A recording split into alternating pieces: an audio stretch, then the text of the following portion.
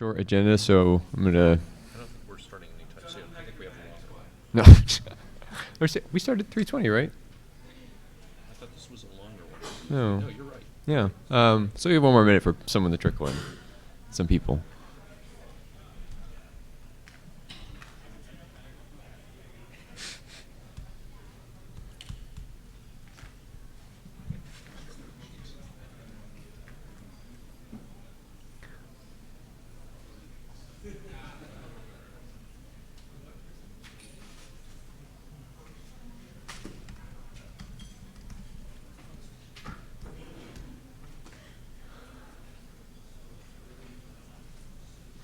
All right, why don't we get started? Hello, everyone. This is the Git working group. Thanks for coming. Like I said, hopefully this is pretty short, but you never know how these things go. This is the note well. You've probably seen this several times before, so if you're not familiar with it, please take a look and try to abide by it, or don't try. Do. Some administrative things. So the blue sheets are going around. Please fill them out, if possible. Or, yeah, do we have a JavaScribe? Anyone willing to volunteer? Thank you, Rich. Minute taker. I'll just do it from the tape. I mean, if someone wants to, it's fine. But It'd be better if someone was doing it. block off. Anyone? Minute taker. Should be really easy. Open up text editor. Sorry? No. You're the one talking the most, so. Don't block her. There's no one in this room, so. Minute taker. Anyone? I hear Sean. Sean Turner. Will you be willing to take notes? Sure. All right, thank you. This is the agenda. If you have any comments on it, like to change things, please let us know. But otherwise, Wow, this is heavy. So basically, since it's not clear, everyone normally does agendas by putting draft file names. The first two things here are the two drafts in the working group. We will discuss them reasonably briefly. The third thing is actually not a working group item. It's a tutorial that people have been putting together to help other working groups sort of with what we've done. But the first two will actually probably go reasonably quickly, and that'll leave plenty of time to talk about the tutorial if people have been reading it. all right. Yeah. So with that, we're going to start. There are no slides for the first presentation, which is the GitHub configuration document from Paul and Alyssa. We do have, however, 3 issues that it would be great if we could just march through them and do something with them, ideally close them or do something else. So to that end, I'm going to click on the first one.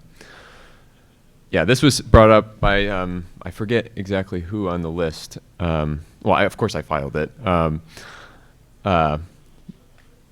The title is pretty self-explanatory. I wonder if people have a particular thought about this. Paul seems to think that this should possibly be something that's in the other draft. Martin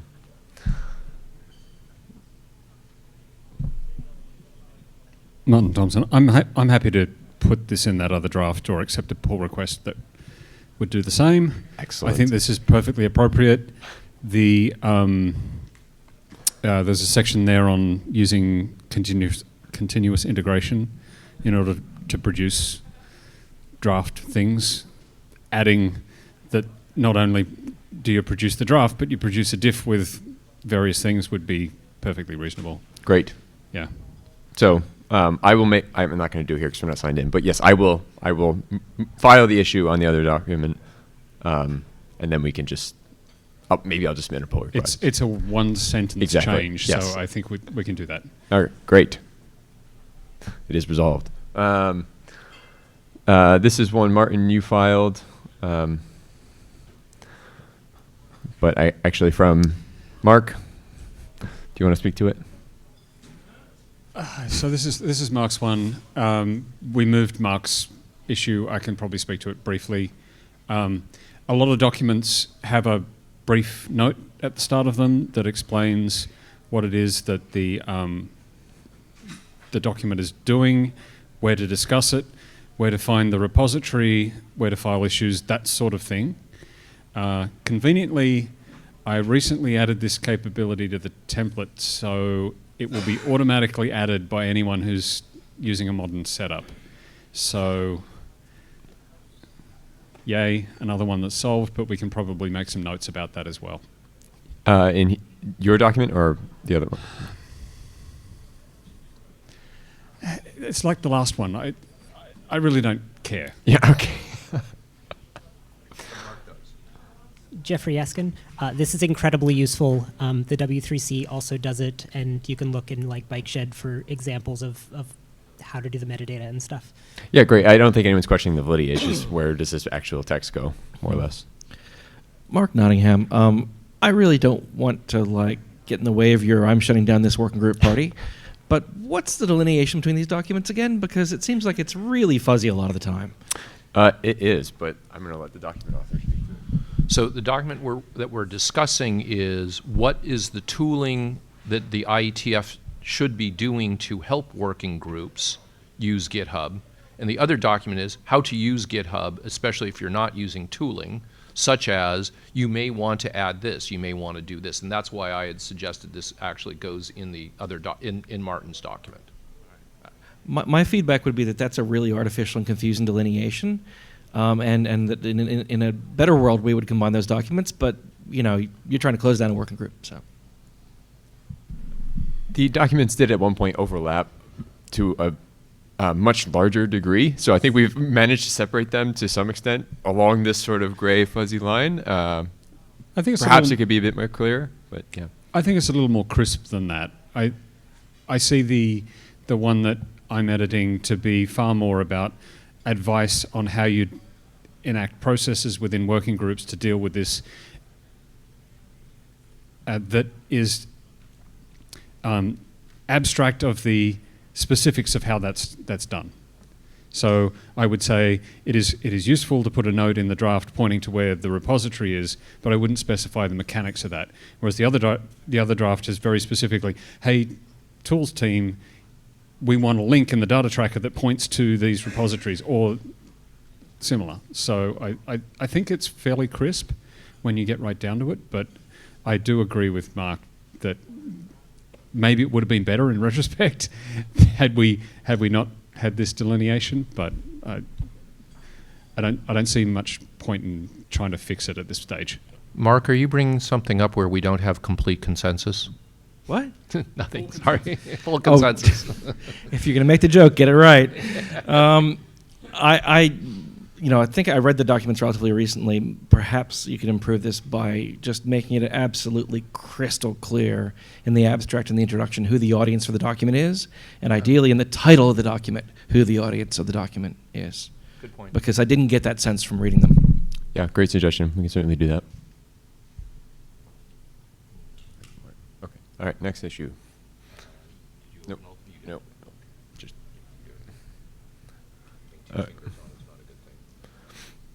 All right, another one from Martin. Yeah, so this one really belongs in this one right here. This definitely belongs in this document. Oh, Rich, thank you. You can tell us what's happening. Yeah, hi, Rich Sauls. Yeah, I just added the comment, let's say 6 minutes ago.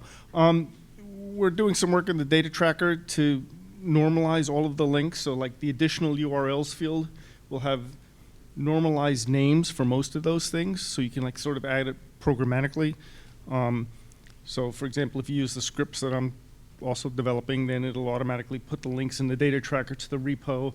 You can add your GitHub user ID in your name account so that someone can look it up and say, oh, this is so-and-so. So, in progress. Great. Yep. Okay. So that one we will put in ours. We'll actually put a pointer of. Exactly. Yes. All right. So thank you. All right. Paul, do you still have that question, or if it's, No. okay. Now we'll put it in ours. Yep. All right, Martin. You are up. Yep.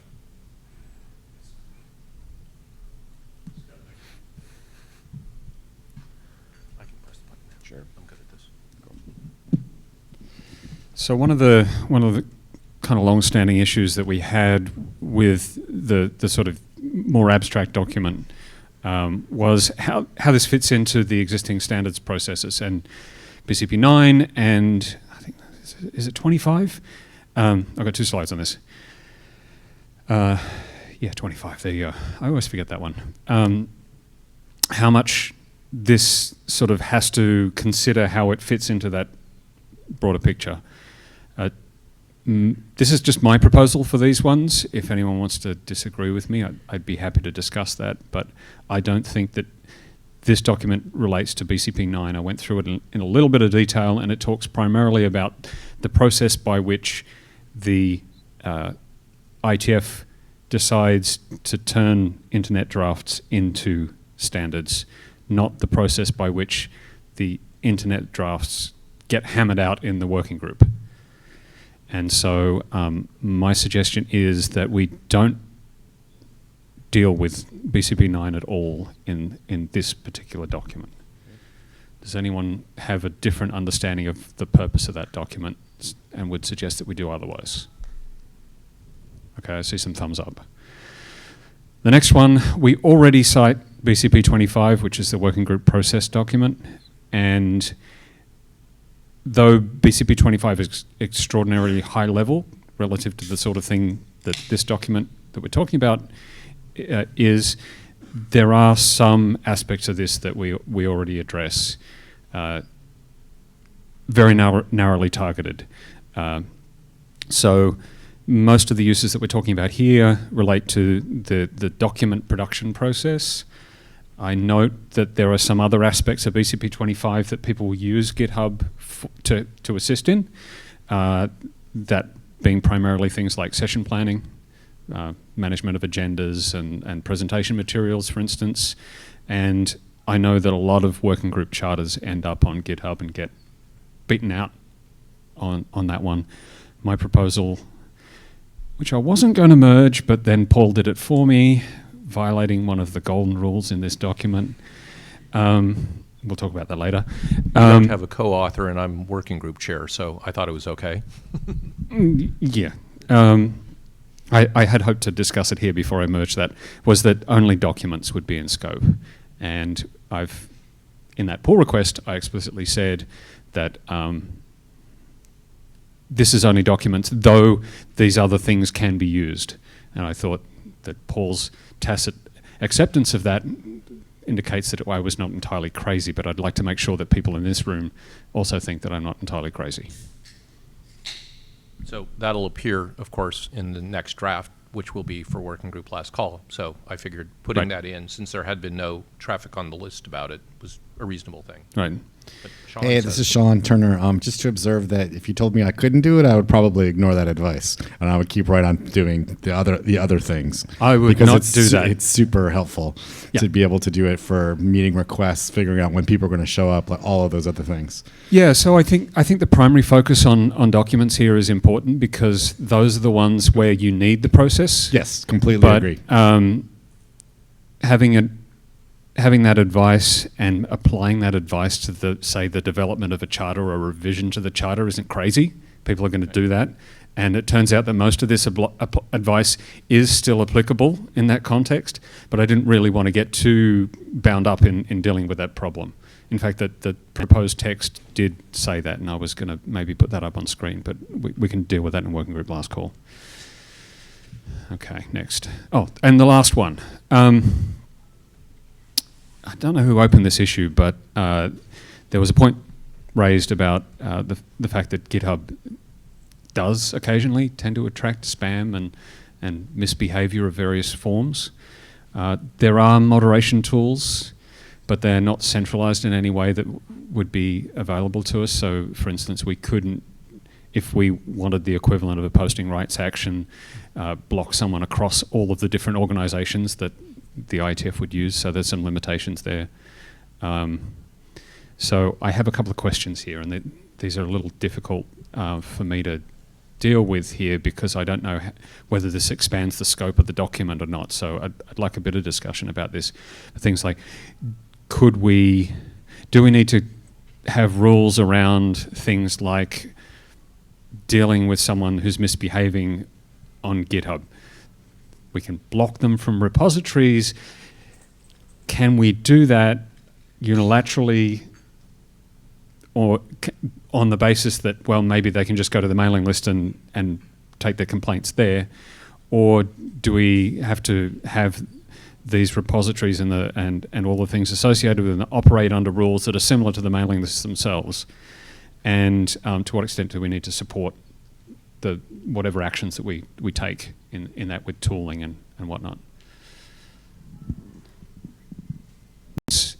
And it was just done on an ad hoc basis. And I would probably advocate for the ad hoc process until such time as we identify something that turns out to be a systemic issue that we need to deal with differently. But GitHub does have pretty good support with respect to abuse. And so I found that if you do observe someone doing bad things, you can just block them and it just works. And I would not advocate for doing that unless it really was bad, but it's possible. Okay, that sounds good to me. Yeah. The question then would be whether we put anything in the document about that, and I'm in two minds about that, really.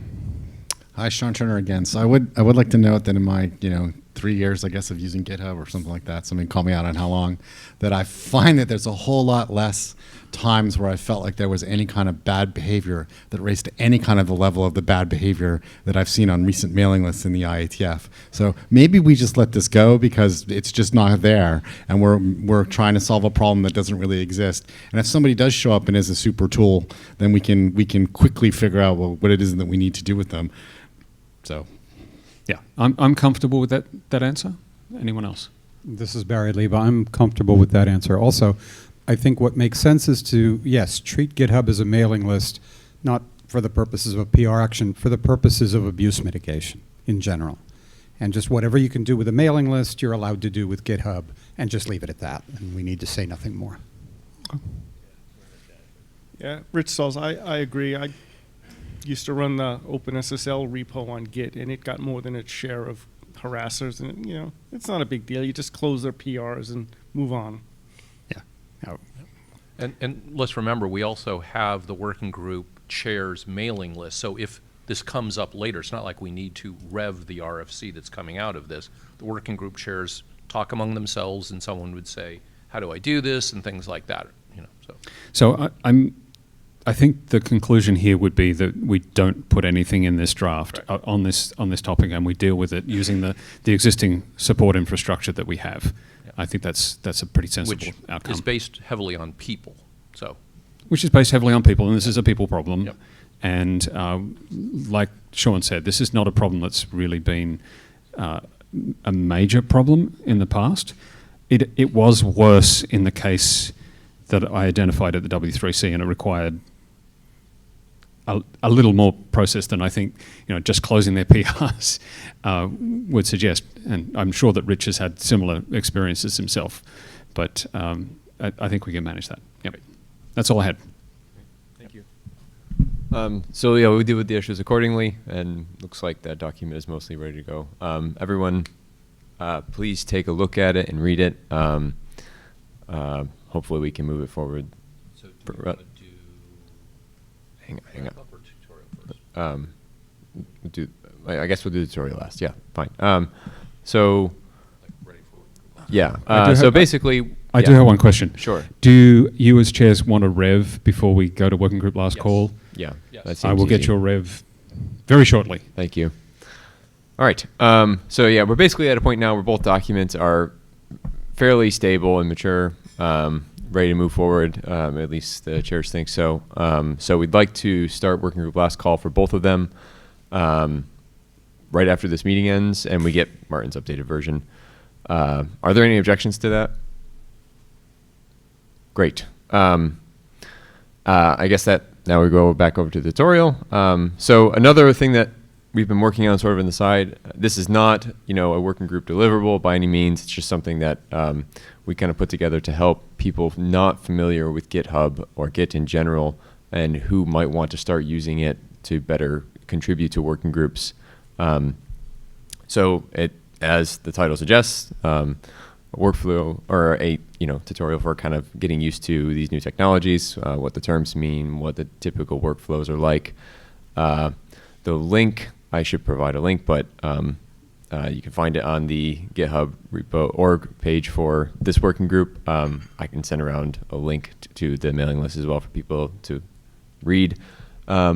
Be useful if the folks in this room who are interested in sort of helping improve this content go through it, provide feedback. As the document suggests, that you can provide feedback on the GitHub repository that hosts this particular tutorial. It went around on some other threads earlier this week, so I believe other people in the IETF are looking at it. We've not gotten any kind of signal as to whether or not it's been useful, but hopefully it's caused, or hopefully hasn't caused too much damage and hasn't confused anyone. So again, if there's any way we can improve this particular content, please do let us know on the mailing list or ideally on the GitHub repo, and we can tweak it accordingly. I think there's already some issues on there to help clarify some things. I put some. Yeah, great. So with that, the last question for the group. The tutorial, like I was saying, is not technically a deliverable for the working group. But there are like various tools and things that have come out of the development of these documents, including updates to Martin's template tool. Is there anything else really that the working group should spend some time on thinking and working on together as a group? If so, perhaps I don't know. Let us know at the mic or on the mailing list. There are suggestions for things and tools that might be useful in one of the wiki pages. I should have brought the link up. Actually, I can do that right now while I'm speaking to it. And if folks feel so inclined in doing some of these things or commenting on them, that would be lovely. But again, none of it is required. It's mostly just, suggestions for interested parties to work on things that might help the community. So with that said, unless there's anything else. So timing. Sorry. So the current thoughts for timing is Martin will turn in a new draft. We will start working group last call. Just given U.S. holidays and bits like that, we might take it towards the middle of December. It doesn't have to be a tight 2 week. During that time, if people have ideas for what they would want to see in a recharter of the working group or additional work, we can sort of have that discussion as well at the same time, because that might even tie into the two documents or one of the two documents. But barring that, or barring agreement that we should do that, then post working group last call, we would send them on to our glorious AD. And the working group would stay up through the deliberation of the ISG and then probably close down. Mailing list will stay up because it has a cute name that's quite attractive to people who have problems related to this. Mailing list could absolutely be used for other things, such as talking about the tooling, talking about the tutorial, and things like that. But the working group, in my mind, is likely to shut down before the next IETF meeting, assuming the ISG moves these things through at sort of the normal pace. Alyssa, do you want to comment on anything, or does that mostly make sense? All right, great. With that, we can adjourn super early. Thanks everyone for coming. Last blue sheet? Yeah. We have one here. Is there another one out there? Yes. Great, thanks. Great. And if you haven't signed the blue sheet, either come up or go to the back. Yep. Thank you, everyone. Yep. Perfect. Yeah. It's not perfect, but close enough. Now I'm going to go to another meeting. Oh, are you serious? Is that why you're...